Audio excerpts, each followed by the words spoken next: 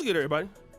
It's your boy, O'Shea Duke Jackson, back at it again with another episode of The Celebrity Junk. Today, I want to focus in on Jason Whitlock. And of course, he is what you would consider a black conservative. And in many ways, I can consider myself a black conservative. However, there are different people who are trying to conserve something else.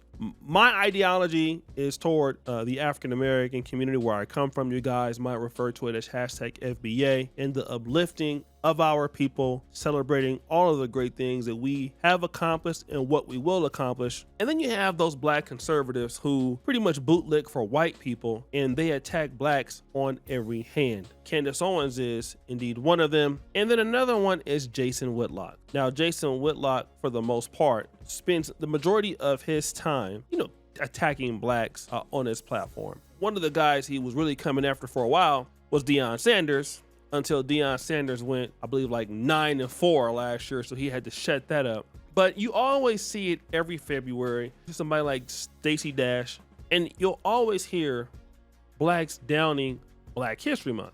And this was something that even Morgan Freeman talked about in the past. And I want to focus in on that, and even Jason Whitlock's message.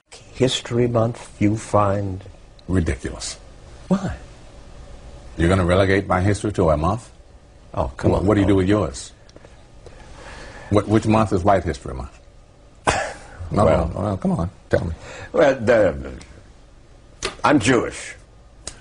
Okay, which month is Jewish History Month? There isn't one. Oh, why not? Yeah. Do you want one? No. I don't either. I don't know if it could be said any better than that, and I don't even know if the point can be made any stronger than that. You keep, and I'm talking about us as black people, we keep accepting things they don't want for themselves. We want Black History Month when they reject White History Month, Jewish History Month, Italian History Month. We want the results while doing different things. It ain't happening.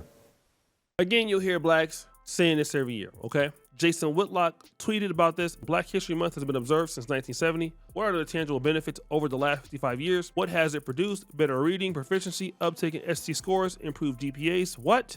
Trump should have canceled it. It's divisive and stupid. It's a symbol that produces nothing. Now, Tariq Nasheed clapped back at this. Jason Whitlock is basically upset that there are no holiday meals associated with Black History Month. And, I just want to talk about this in the blacks who decide to just castigate the community.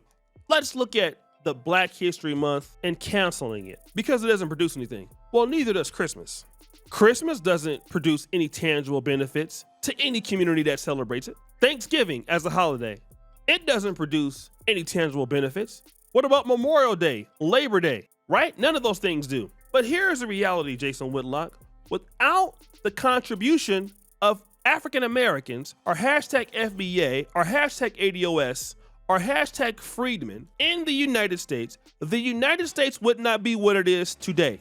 So it is imperative that those people who were treated bad, who were maligned, who were held back, be celebrated for their contributions to the American society. But it's always okay to attack those who have been historically less fortunate and then blame them for not having good SAT scores, improved GPAs, all of those things.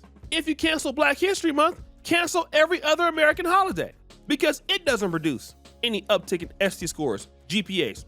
And let me just tell you this for you black men or black people who think like this. First of all, you are trying to appeal to a certain audience. All right.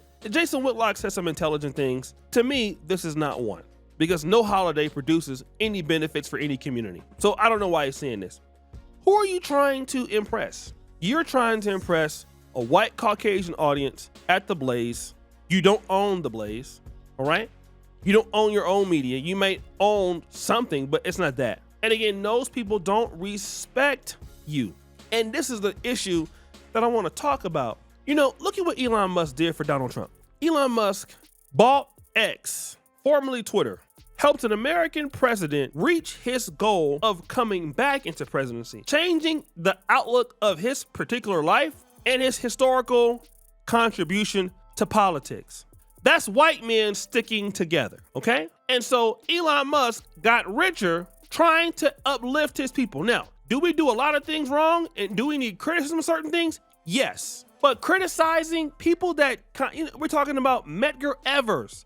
We're talking about the first city in Mississippi, Mound Bayou, who blacks started that history to get away from racial oppression. And then you have whites that burned the cities down. Haiti in North Carolina. We already deal with Black Wall Street in Oklahoma. I mean, literally, you're trying to establish something and people are trying to take it away from you because they are jealous. Then you have somebody like this guy who comes and insults the community.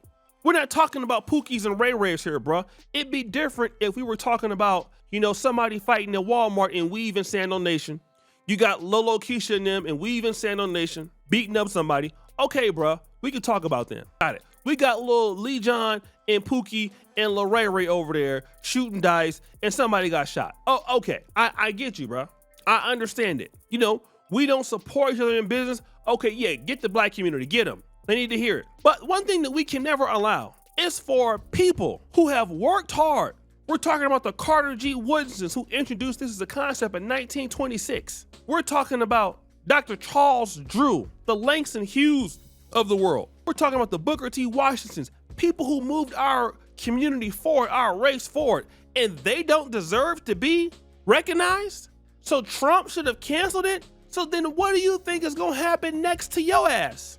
You think that you're gonna be fully accepted into them? And this is why I'm telling you, with Elon Musk and Donald Trump and these white men out here, and you have these sellout black guys like this, white men are looking to take America back for themselves. They're tired of being ostracized. Donald Trump was a step in the right direction for them, which to me, I don't have no problem with what anybody feeling to want to work together with their people. Here's what's gonna happen. Once they do that, a guy like this is not gonna be needed. All right, Jason Whitlock, go back over there where you're from. And now here is the time that the black man better get on his stuff. You better start down talking your people just for the heck of it. You better get it together. Here is your opportunity right now, because these kind of sellouts, once they get, and I'm telling you, guys like Elon Musk, they're trying to put the white man back on top. This is a white country. That's what they're thinking about. They don't want the white man discriminated against in this country. That's the push. This is the last stand. The last stand. They don't need your help. And you better be trying to work with your community and work with your people and seek opportunities with your people. It's okay to criticize black failure, black corruption, black issues. That don't mean you tear nobody down.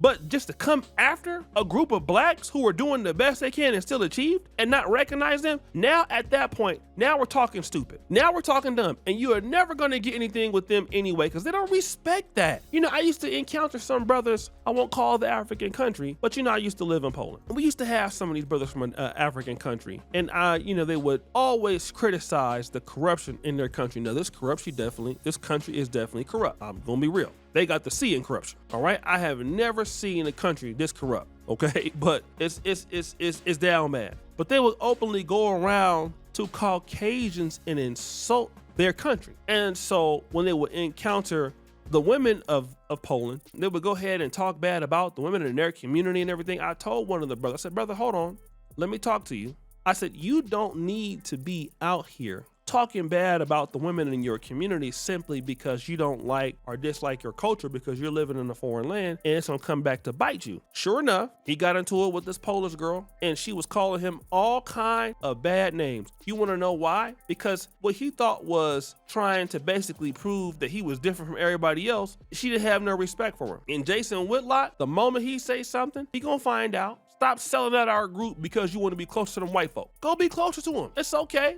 Ain't nothing wrong with white people. Go be close to them. But keep your ass over there. Stop disrespecting the ancestors and sit your $5 ass down someplace. So guys, what do you think? It's your boy O'Shea D. Jackson back at it again with another episode of The Celebrity Drunk. Producer for all of you, do skirt the bell. We're out.